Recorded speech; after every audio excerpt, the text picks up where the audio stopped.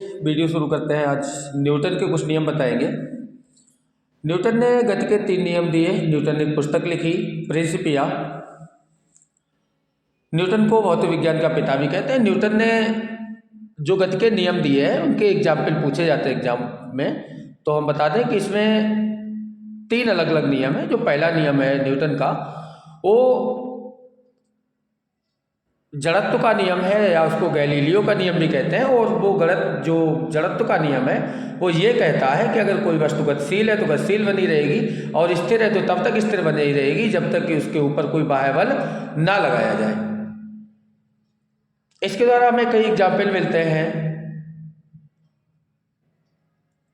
जैसे कि लकड़ी से अगर कोई आप कपड़ा झाड़ते हो तो वो साफ हो जाता है, या पटक के कोई चीज़ झाड़ते हो तो वो साफ हो जाती है। ये न्यूटन के फर्स्ट नियम में आते हैं, मतलब वो जड़त्व अवस्था में होते हैं। अगर चलती हुई ट्रेन चलती हुई जा रही है और अचानक रुक जाए तो आदमी आगे को झुक जाता है। कारण क्या होता है कि व्यक्ति लगातार उसी गति से चलता रहना चाहता है जिस गति से पहले ट्रेन चल रही थी, लेकिन ट्रेन के ऊपर बाह्य बल लग गया, व्यक्ति के ऊपर बाह्य बल नहीं लगा, इसलिए जो व्यक्ति होता है ना वो लगातार आगे बढ़ता रहता है, तो वो आगे को झुक जाता है।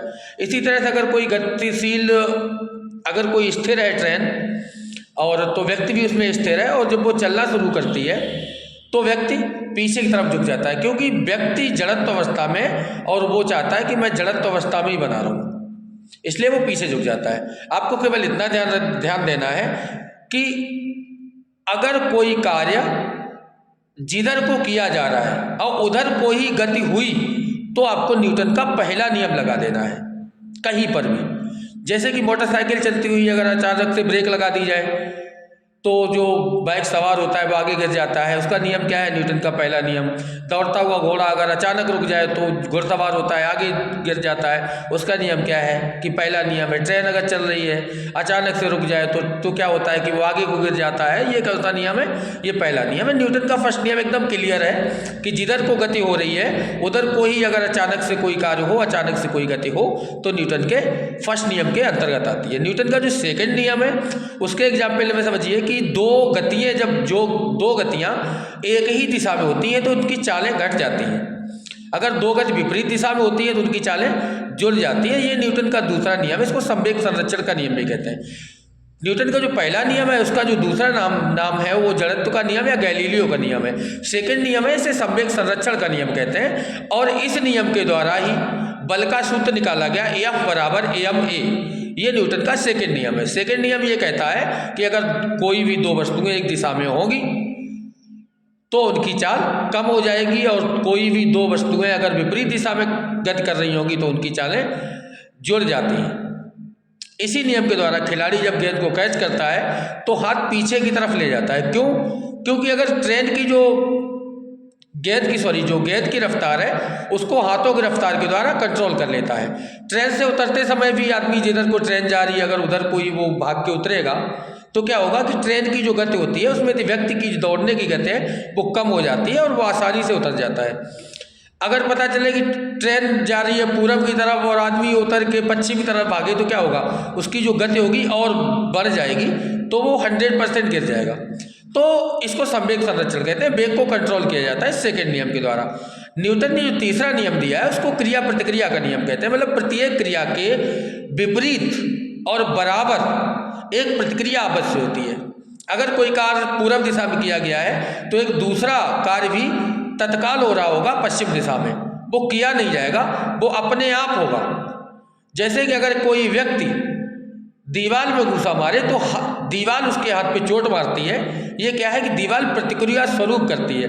तो मगर धीरे से हाथ मारोगे दीवार में तो धीरे से चोट लगेगी, मतलब क्रिया की प्रतिक्रिया कम होगी, और क्रिया जितनी तेज करोगे, अगर दीवार में तेजी से हाथ मारोगे तो प्रतिक्रिया भी आपको उतनी तेजी से मिलेगी, उधर से उतनी तेजी से चोट आएगी। ये भी कई जगह काम करता है। इसके द्वारा हम देखते हैं कि विपरीत दिशा में कार्य हो रहा है, तो अगर कहीं पे विपरीत दिशा में कार्य हो रहा है तो आपको न्यूटन का थर्ड नियम लगाना है।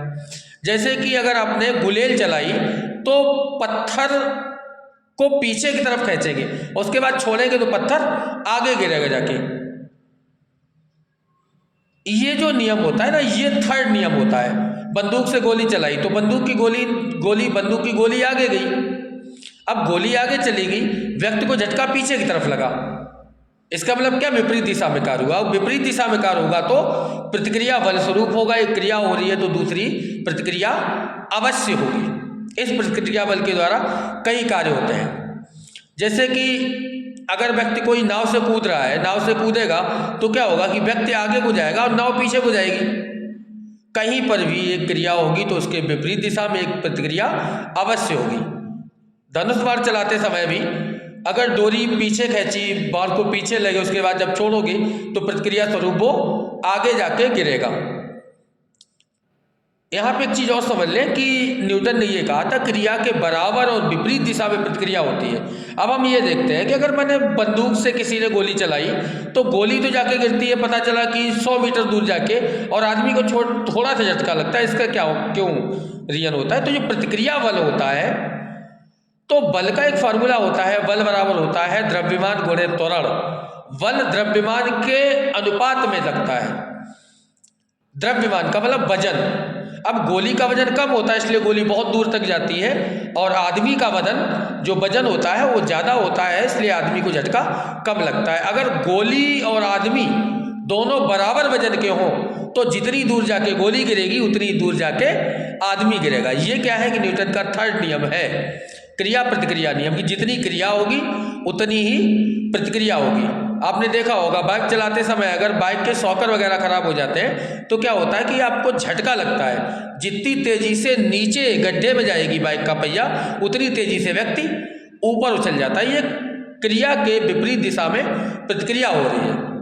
हालांकि उसमें मोटरसाइकिल में स्प्रिंग लगे होते हैं जिसके कारण वो जो बल होता है प्रतिक्रिया बल वो स्प्रिंग में कंट्रोल आ जाता है। तो जब भी क्रिया होगी एक प्रतिक्रिया जरूर होगी। तो आप न्यूटन के जो 3 नियम है उनको दोबारा से फिर समझ लीजिए। अगर जिस दिशा में कार्य किया गया उसी दिशा में कोई कार्य हो रहा है तो न्यूटन का प्रथम नियम, मतलब ये है कि ट्रेन जिधर से को जा रही है और अगर अचानक ब्रेक लगी तो आदमी भी उधर को ही झुकेगा। बस जिधर को जा रही है अचानक ब्रेक लगी, व्यक्ति उधर को ही झुकेगा। मोटरसाइकिल जिधर को जा रही है अचानक ब्रेक लगी, व्यक्ति उधर को ही झुकेगा। तो सेम दिशा में होने वाली इसको कहेंगे न्यूटन का प्रथम नियम। इसको जड़त्व का नियम कहते हैं। गति को कंट्रोल करना, कोई गति एक ही दिशा में अगर हो रही होगी तो गति कम होती है, विपरीत दिशा में हो रही है तो गति बढ़ जाती है। खिलाड़ी गेंद को कैच करता है, ये दूसरा नियम है। और बंदूक की गोली चलना है, गुलेल चलाना है, मतलब कुछ ऐसी चीज़ें जिनमें सेम एक तरफ क्रिया हो रही है उसके ठीक विपरीत दिशा में प्रतिक्रिया हो रही है। अगर एक चीज़ पूरब में जा रही है तो दूसरा प्रतिक्रिया बल पश्चिम दिशा में लग रहा होगा। तो ये है क्रिया प्रतिक्रिया न्यूटन का थर्ड नियम। तो ये न्यूटन ने 3 नियम बनाए हैं जिसको गति के नियम कहते हैं। संभवतः आपको समझ में आ गए होंगे, नहीं तो फिर इसको दोबारा से डिटेल में बोर्ड पे समझाएंगे, काफ़ी डिटेल में समझाएंगे। आज का वीडियो इतना ही, आज पहला वीडियो था। धीरे धीरे उसका टाइमिंग भी बढ़ाएंगे वीडियो की, और रात भी है तो आज इतना ही रखते हैं, टाइम थोड़ा हमें कम मिला। कल से वीडियो आपका थोड़ा बड़ा पड़ेगा, संभवतः आधा घंटे का वीडियो पड़ा करेगा जिसमें आपका काफ़ी कुछ क्लियर रहेगा। और परीक्षा तक संभवतः लगभग साइंस है, हिस्ट्री है, ये सारे वीडियो आपके डाल दिए जाएंगे। तो ठीक है, आज के लिए इतना ही। गुड नाइट, शुभ रात्रि।